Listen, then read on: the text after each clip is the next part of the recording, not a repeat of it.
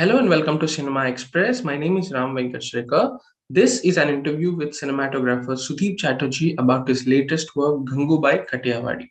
If you remember, we had also done a masterclass session with him, which is live on our channel for viewing. I'll drop a link in the description. You can click to watch that interview. This interview is predominantly going to be about Gangubai Kathiawadi. It's a pre-recorded conversation, and we thought we'd finally put it out since the film has now come out on OTT. Thank you. I hope you enjoyed.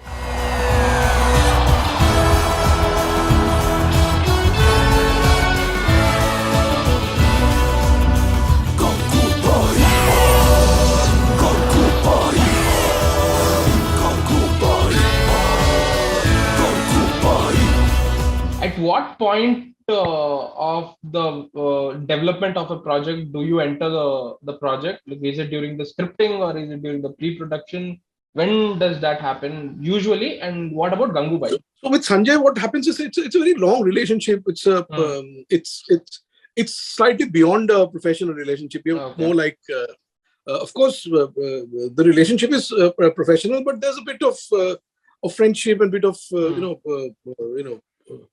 all of that. So about the projects that he wants to do, there's already some talk in like that starts off. Like it may not be about the next movie, but it may be movies that he want to make. So there's some conversation that happens. So I'm more or less aware of aware of what he's wanted to do. So some certain discussions start in advance. Gangubai is something that he's been wanting to make for a long time. So I know of Gangubai. At the same time, Sanjay doesn't want to sometimes gives me away all the details because he feels I'll get distracted with what I'm doing now. Say, for instance, we were prepping for Inshallah, and we've gone to a location. I think near Banganga in Valkeshwar. So he said, take some pictures like this, take some things like this. We might use this location in Gangubai. Then I took some pictures and I said, Sanjay, you still haven't given me the script of Gangubai. Why did you tell me about it? He said, no. Now we're working on Inshallah. You'll get too excited and you'll get distracted from this. I'll tell you later whenever you're doing the film. So aisa hai. So then, but once he decides to do a film and, the first thing before anything else, he would give me the script and he wants me to start visualizing it my way and start building up a look board for that. Now, here's something very interesting. I realized that at that point of time, Sanjay gives the impression that, I have no idea about the film. I mean, like, I don't know how, just you tell me, like, it's all yours. From this point, it's all yours and you tell me how to do it and how we should be shooting this film. And it's his way of involving the other person in extracting everything that's coming to my mind. I realized that he has a very, very clear idea of how he wants the film to look. And the film that finally comes out is exactly the way he has visualized it, But he kind of does it in a very unseen way. It's like very almost silently, magically. He kind of directs you in the direction that he wants the film to look. I find that very fascinating because of the way he is. One wonderful thing about Sanjay is that he always makes you feel that the film is yours, and not just ownership. That ownership, I feel that on his projects, it's not. I'm the director of photography. I'm somebody working very closely every day on a regular basis. But I'm saying even in the junior most actor standing 200 feet away from camera on some window over there also feels that it's his or her film. And that kind of ownership he is able to impart to everybody. And that's, I think, fantastic. So as far as the look of the film is concerned, also, he makes me believe that... and he's genuinely interested in what's on my mind and what's he doing, because he keeps on saying that eventually you're the one who's having to do it.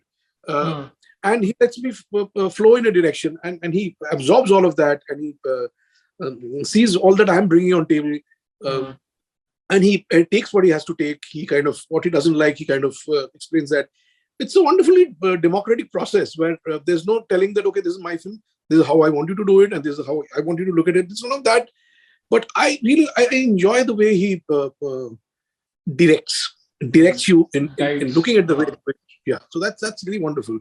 And he I would never say that give a visual brief really. Okay. But what happens is I just spend a lot of time with him, even when he's sitting and working on the costumes, or we're looking at locations, or his music sessions. I spend a lot of time when he's like doing his music briefing and all, and spending a lot of time with him. You start getting hints of what he's up to. So even when you're in a music section, you know how a scene is going to play out. Okay. Yeah, I mean, these are not very direct hints, but they are like, and I try to, gather all of that, try to absorb all of that, little things that he'll say. Sometimes he's talking to his team, his assistants and all that. And there'll be small cues and hints that I take and I absorb and I make notes and I make sure, okay, this is what he's saying. So that's my relationship with Sanjay. It's okay. And I do then once before the shoot, I kind of try and share as much of what is on my mind. And then, yeah. I was talking to the production designers, Mr. Subrata Chakravarti and Mr. Amit Rai yesterday, and they told me something very interesting, that all of you were prepping for Inshallah, and then the project had to be put on the back burner, and everyone had to move to Gangubai all of a sudden in a snap. And the production designer, Mr. Chakravarti and Mr. Rai, they told me that they had 15 days to build, to come up with the designs, the production designs. And they have to start building the sets in 15 days. So tell me, when you have to shift from one project to the other, because I'm sure you had a completely different palette for Inshallah, and when you have to absolutely. When this shift of mind, when the shift happens, how do you how this tectonic shift, how do you align with the new story? I mean, this is from Inshallah to Gangubai was a special case. I mean, normally it doesn't happen like that. I would finish one film, take a little time off, I go for my holiday, stuff like that, and then slowly ease myself onto the next project. That's what usually happens. This was a very special case. Like, the film got shelved the day before the shoot, and it was extremely upsetting. It was it was heartbreaking because you get. I mean, we had done 4 or 5 months of preparation for the film, and everything was set for Inshallah. The set, storyboarding, everything very well prepared. Yeah, recce's have been done. So, and at this time, a day before the shoot, you're very excited, and you're very, very. Now it's like finally all the prep is there, done, and now finally you're going out there to play. And suddenly, if that doesn't happen, it's really disappointing, and it's a complete void, and you don't know what to do with that. And so it was for all of us. It was a complete void, and we didn't know. I mean, for some days we were not even like interacting, so we were all sitting very numb. And then within a couple of days, I got a call from Sanjay that come to the office and let's chat. And he said that we are doing Gangubai, and it was just so wonderful to hear that. We're doing something, and the spirit of the entire unit was let's get back to something, and let's bounce into it. So we knew that we had little prep time, and this was a big film, an ambitious film, but everyone's spirit was that let's do it. So it was a special case, and the challenge was very. We enjoyed the challenge, and with what little prep time and how the production designers came up with this humongous set and how they pulled this off. It's quite amazing. You had to refresh everything you had. You had to refresh the 4-5 months of prep in a span of a few days, right? Tell me about that process. Like, you have to come up with new visual palettes. You have to come up with new storyboards. Tell me about that process. We did it with a lot of spirit. I think when you're just spirited and you really want to do it, things do happen. Okay. Tell me about your coordination with the production designers, because they told me that you would often be there even while the sets were being constructed. So Shubhrata and Amit are like, I'm very close to them personally, and I worked with them. They were very early in my career. They were assisting Sameer Chanda, and I was worked on a couple of films, and I really have seen them grow and seen them, and they've become very close personal friends. And so I genuinely like hanging out with them and spending time. And a lot of times I just, while they're working on the set, like right now they're building a set for us.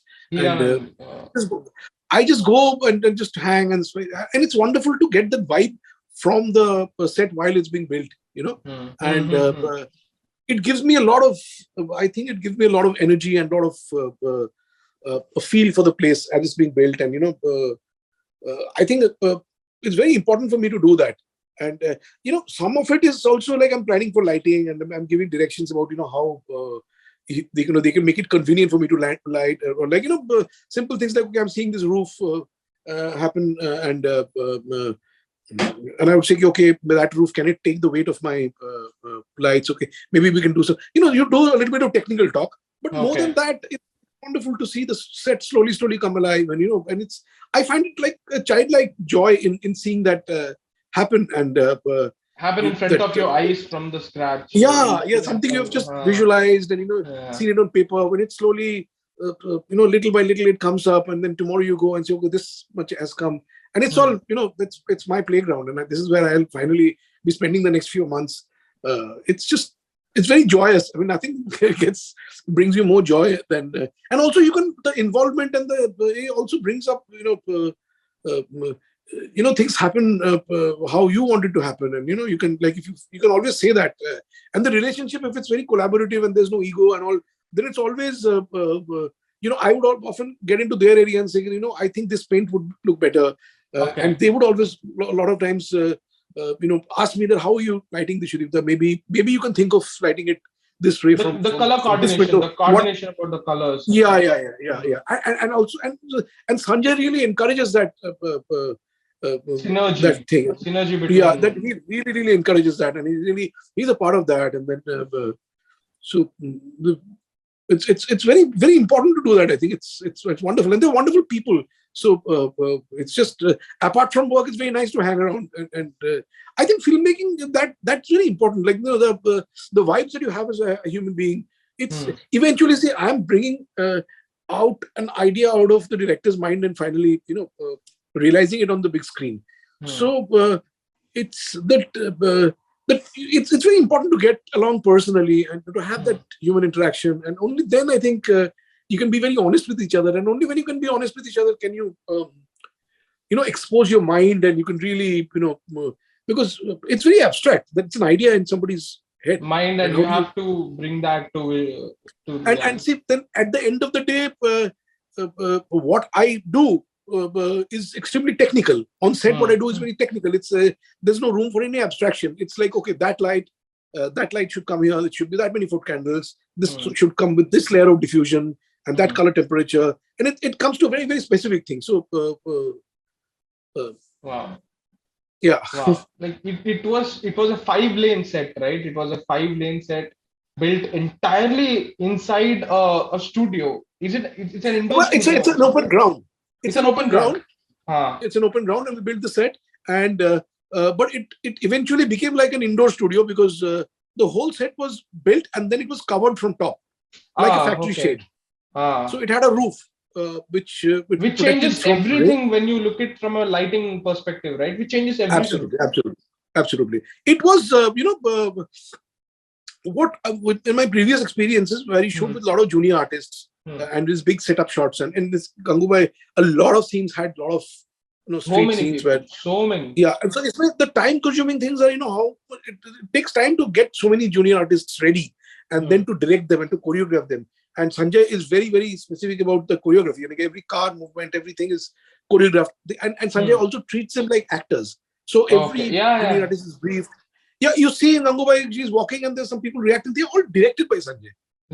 He looks into it, and he knows each and everyone's name, and he would interact with them. So it takes time. So in shooting in a real daylight, where you're chasing the sunlight, it always becomes a challenge. Okay. Because you set up the shot at 7 o'clock, and finally you'll be taking the shot at 10 o'clock, and the lighting must have changed by then. So I was wanting to create my own daylight. Now, how did you do that? Please tell me. It's fascinating. Well, I mean, just like how you do a small set in a room. I mean, we do create, various times of the day. Here, the challenge was, it's not indoor, but it's outdoor. And you have to basically recreate the sunlight. And it's a bit challenging. But you have to bring your observation into play and your experience into play, and, just make sure that it looks like daylight. And it's a bit of a lighting setup. I mean, I must say that it's extremely courageous for a producer like I mean, I'm saying this is not Sanjay Bhansali, the director, but the producer to allow that. It's a humongous cost. And to believe in that, and no one's seen this done before.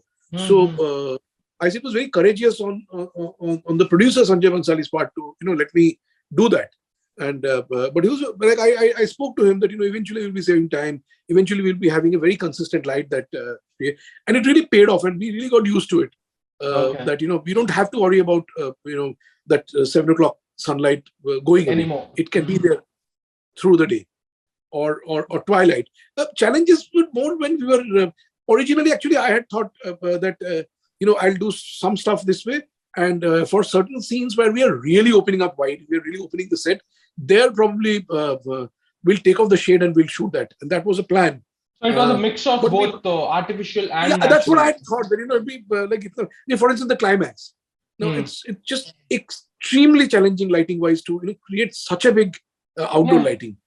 Because it's twilight, because it's like, and also it's a moving shot continuously. She's moving, the camera is moving. There are like face lighting to be done on every part of the set.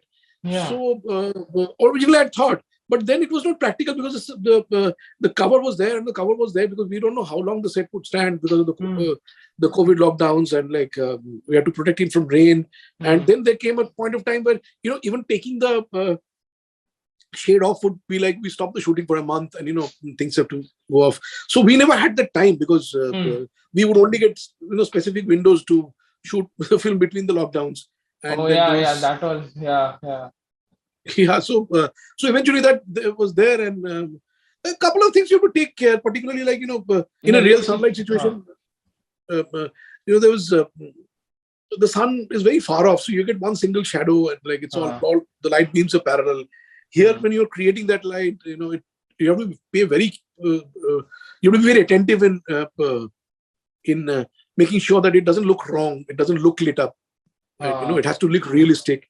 And then once you do that, at that position, you always it's such a big challenge to make it look realistic that once you achieve that, there's a tendency to be happy about it, and everyone says, wow, this is like looking like real sunlight. But you can't stop there, because it's not good enough to just make it look real. You're doing everything to make it look magical, and so you have to also make it look not just real but also look beautiful, gorgeous as possible. So, and in that, it's a lot of times what happens in an attempt to make it gorgeous, you step a little beyond the real zone, and then it can look fake. So you have to ask these questions continuously to yourself and make sure that you haven't crossed that line. Did you ever feel Gangubai was there any shot or scene that you felt this is too beautiful to be real? Maybe we should be toning it down. Was there any instance like that? Honestly, no. Actually, I could sense that Sanjay is seeking a certain beauty, but that's not a synthetic, glamorous. What we understand is beauty. Artificial. No, he is looking for a beauty of the soul, and there's he's seeing that beauty in the character, but and that the beauty of that needs to be brought out, and he's looking for dignity in place where there is no dignity, and he's looking for these things. So it was a very interesting zone to be in, and I realized that this is and he almost he told me that he wants to make it wants me to look at it like a fairy tale. He said, bring in all your romance. You're so fond of the 50s and 60s. We've had several conversations about film history, and he knows, and he's really fascinated about that period, and so am I. So he said that should you bring all your romance of the 50s, and how you react when we listen to the music, and how bring all of that, and remember, this is a fairy tale of a story of somebody who's stuck in the muck, but she's still a princess, and I thought that was really challenging to do that. That at some level, I don't know, you tell me whether we've been able to achieve that or not, that you have to get a sense of the grunge of the place and the reality of the place. At the same time, it's a wonderful story of courage and not giving up, so with that thing, I consciously didn't feel that any scene we are forcefully trying to make it beautiful. Now here's the thing, a lot of people might say that, but she was too beautiful. No, Gangubai could be a very beautiful woman in her 20s. What's wrong with that? What's wrong in that? I mean, in real life she could have been a beautiful woman. And we have an actor who is. So I wasn't really consciously trying to beautify Alia or any of the characters. I mean, no. In fact, I would say that one of my favorite things about the film is, like you said, that dignified gaze towards the sex workers. Like generally, we have absolutely, there is a certain way sex workers are projected in normal yeah, mainstream cinema. Be it yeah, how yeah, their yeah. body is shown. But in Mm. Gangubai, that gaze, it's so respectful, and it's it gives them that Yeah. dignity. Yeah. I mean, if it's Alia who's playing the role and she looks and stuff, but I consciously never did, like, okay, let me try and light her up glamorously. I don't understand that. What is there? I mean, there can be in the world, there are times when the light is very beautiful. Okay. And even someone as ugly as me can look nice in that light. So, I mean, and that's what I was up to, that, like, for instance, in that Jab Saiya song sequence, it's a beautiful state of mind. It must be a beautiful evening when he sees Afshan and the light does what it does. I'm not doing anything extra to make her look extra beautiful. So yeah, that's it. So that conflict I never had, and even if it was there's Sanjay to always there to guide you and direct you, and Sir, yeah. now tell me about the technical side of lighting this massive set. How many lights did you have to use? How many lights? How many? Quite a few. Quite a 100? few. Oh no, it'll be. You You'll have to ask can't. my gaffer. No, it's like on which, like, it's too technical. It's Yeah, too, okay. and I can say that there were a few hundred lightmen working on the set, and like 100 my lightmen gaffer on and the set. my Wow. yeah, and my gaffer Sham Shukla and my assistants Yuen Sang and Dipindu, they were having a tough time because it was like quite a task. It's Yeah, creative managing as well everything as and like it's management as well. yeah. It was quite and there was the challenges were more in terms of, since it's an enclosed set, you have to pay a lot of attention to fire safety and Oh yeah. and air conditioning, because it was, in fact, it was at certain points where if you really pack up the set in daylight, because there's not an iota of daylight that can come, it will really interfere with my lighting. So you have to really pack the set, and a lot of times it becomes too challenging to pack a set because there's a lot of heat that generates, and fire safety becomes an issue. So a lot of the film we actually shot at night, so we could at least open the sides up for air to come in, and it's less hazardous. So we ended up shooting continuous stretches of few months at night. We would start shooting at 7 in the evening and we'd shoot till 7 in the morning. Wow. And that becomes a big challenge for everybody who's working on the film, because it takes a huge toll on your health, on your psyche, because I would come back regularly every morning and have my come back after work at 7 o'clock, at 7, have my dinner while the rest of my family is having their breakfast. Right. And I would go to sleep and I'll wake up at say 5 o'clock, and by 6 I'm out, and you get very disconnected with your family and with your friends, and so. But then it all paid off at the end. So it all paid off at the end. Yeah.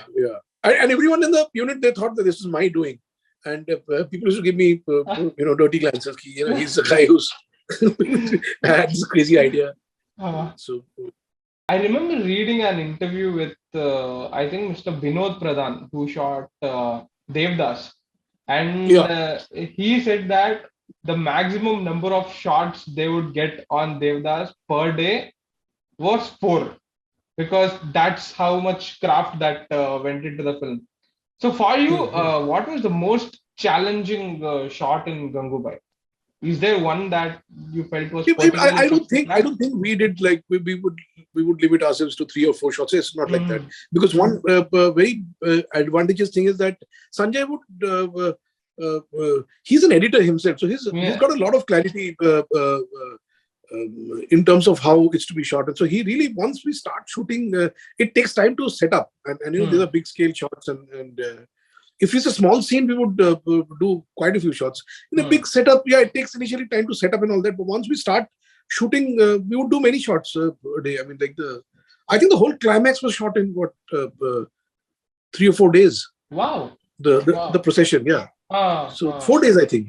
And yeah. That's okay. Any particular challenging shot that you had a tough time cracking? Let me think. The climax, as I told you, was very challenging. Okay. And what? Everything is challenging. Every shot is challenging. Because we are working with a person, Mr. Sanjay Bhansali, who's like, for him, excellence is a starting point. He'll really push. And, very normal scene. He'll come and like trash the lighting and he'll say, oh, this is not enough. And like, no, bring the light. So everything is challenging. It's a beautiful challenge. But it's very enjoyable when somebody pushes you to that extent and, you realize that you're capable of achieving what you think is beyond your potential. Yeah. And I have to say that the two Garba songs were very challenging because, to shoot them on a steady cam as a continuous shot. It's a continuous shot. It's the continuous shot. And it's like, there's a lot of dance choreography happening and it's kind of very difficult to, for the move the camera between the dancers. Move in between. You have to have a lot of understanding of the choreography, of how you go in, how you come out, how you, and that, and lighting, because these are glamorous songs where the face needs to be lit and the camera is going 360 degrees around. There is literally no one angle that is left for me to light. So it was my chief assistant, Hyun Sang Mahapatra, would run with face lights along with the camera. Wow. And after every take, he would be dead because it's a very heavy light and he's like literally run with it. And I'm sitting on with a fader, with a dimmer control where I'm like, if he goes too close to the actor, I have to fade it out and bring it in. So it's like there's so much synchronization and coordination, right? So much. Everybody has to be on. The Garbas were very challenging to shoot. Okay. Your favorite shot from the film, favorite shot or favorite scene? I know it's hard to pick one. It's hard to pick one because it's hard. Personally, I really like that there's a shot where Gangu makes a phone call to her mother after so many years. And there's that shot, that whole thing that goes on where she speaks to her mother. But immediately after that, there's a shot of Birju standing in the kitchen and listening to the conversation, and the camera slowly tracks onto him. I thought that was a beautiful shot and a beautiful way of really exploring the characters, exploring that. Yeah, it's also like it's just that what that conversation does to someone like Birju, who's not even party to it, but he's just hearing that. I thought that's a beautifully directed piece. That all of that you feel through Birju, and it's such an unusual shot to do that he decided to actually leave the protagonist and go on somebody else, and you're expressing the grief through that person's eyes. And I thought that was so beautiful that shot was. And there's one at the end of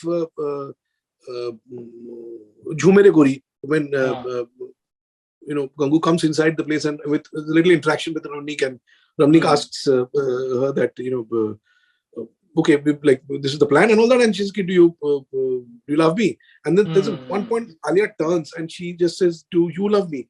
Tu pyar karta hai mujhse? And then she keeps a gaze. I thought that was absolutely fantastic. It kind of summates the whole film, that whole innocence with which she's asking that question with so much faith, and it's like it really that shot does something to me.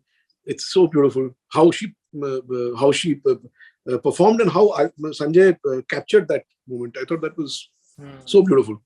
Some of my favorite moments would be the speech that Alia gives, that that cinematic massive speech that she gives.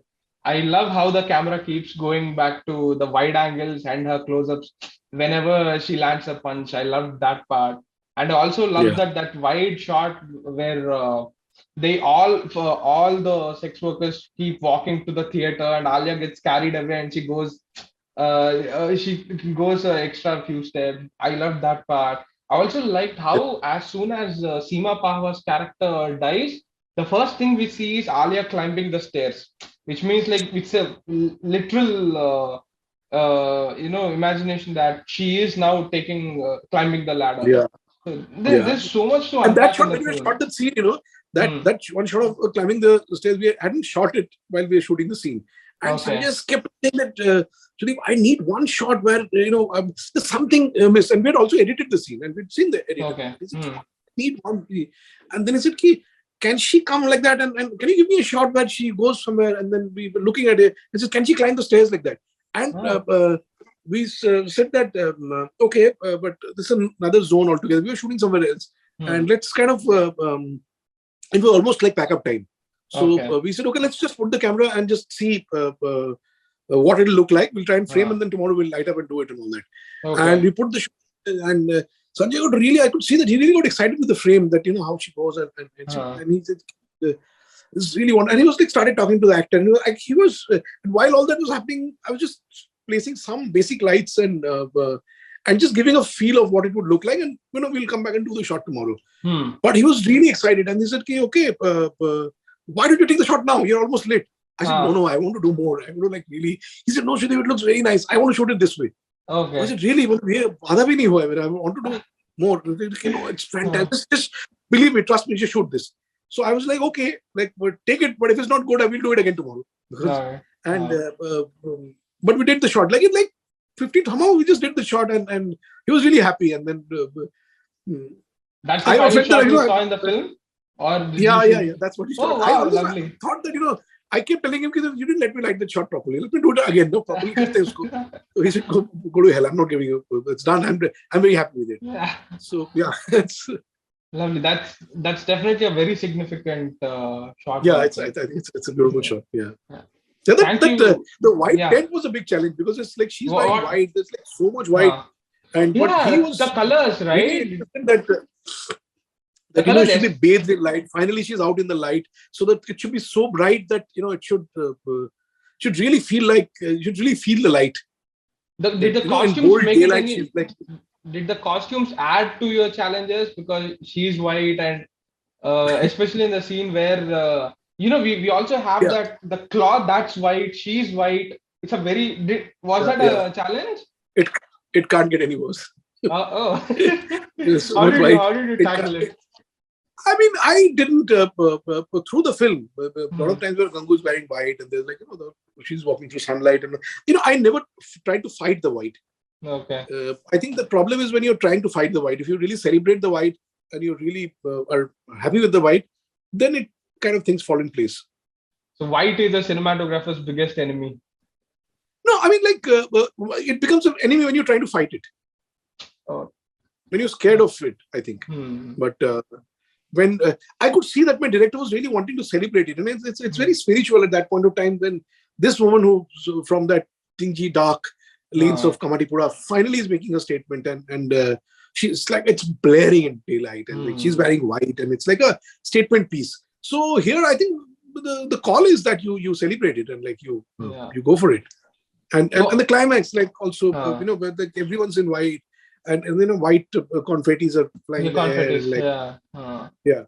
The confettis are actually newspaper cuttings. They're like small pieces of newspaper. We tried with several things, and Sanjay comes, try with newspaper. That might fly very well. So we were surprised that it works. So wow, it's kind of surprising that there is improvisation on a Bhansali set because this is incredible. I don't know of anyone else who improvises more. He improvises after 4 takes are done, he'll come and improvise. And I could tell you the way he'll walk from his chair to the camera. I say, oh, now here goes. Again, we're changing something. And it always is better than what was before. So you can't even contest it. Because he'll come with radically different ideas suddenly after 3 or 4 takes. Or sometimes before we've lit something and I've done something and he'll say, let's do this. Can we not do it here this way? Can we look at it like that? And what he comes up with is always more exciting. So there's no way that you don't do it. But he really improvises. He really gets he's prepared, but then he really comes alive on set. Once the actor performs, rehearses, and then that's when he really starts. He's so lively, and so he reacts to things around him that it's bound to. That has to happen. That breaks the general perception because the perception towards a Bhansali film is that everything is pedantic. Every hook and corner of the frame is. There are a lot of these wrong notions. Okay. There are a lot of these wrong notions. I mean, people ask that how is it working with Bhansali, and is it he's a taskmaster, and people assume that it's a very strict very He's a quiet and dictator. very Dictator. and you'll be surprised if you come to the set, how much we are like cracking up and like Wow. doing shitty jokes all the time and like planning food, and in the middle of the thing, what's there for lunch? Can we order this? And right in the middle of a very serious discussion, we break into a food discussion and order, and it's a great fun set, which people, I don't know why and from where these notions have come. Lovely. And speaking of that white, I was talking to the costume designer, Mr. Sheetal Sharma, and he said how he had approached Mr. Bhansali, but does it really have to be white? Why can't it be light yellow or light pink? And Mr. Bhansali would be like, no, it has to be white. So it's amazing how the production design, the costume design, and cinematography came together to bring this Kamathipura to life, and it's amazing because it's on film. It's gonna be there forever. You can look at it and cherish your work whenever you want. Yeah, but I think Sheetal did such a fantastic job in bringing so many textures in the white. The different, there is even a dialogue, right? Haldi wala. Right. That's a huge. That was actually, I forgot to mention that scene from that film. When I read the script, that was it was a scene that really reaffirms that it's white, fine, but there can be so many whites. When have we looked at white so differently that there are so many shades of white. So it was right there. And in fact, I have to tell you that when we were shooting that scene, I was fascinated by how Sanjay was actually directing Alia. Like when he says that धुएं wala safed.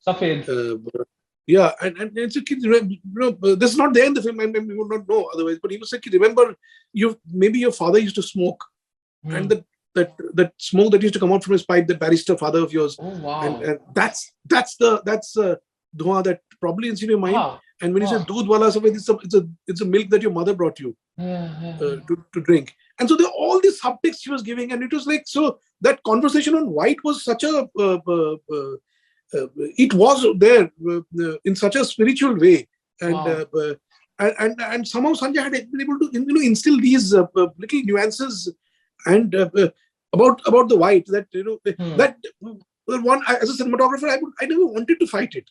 I was so interested in bringing the and celebrating that white, and that was and that's what I'm saying. That's the job of a director, to direct you, to let you go in the direction that he had prepared my mind in a way that it never occurred to me that why white? Can we do it off white, or can we do it yellow? Or that never came to my mind. I mean, you knew that it's such an integral part of the story, and I have to embrace that. I really want to go and watch the film again after this conversation.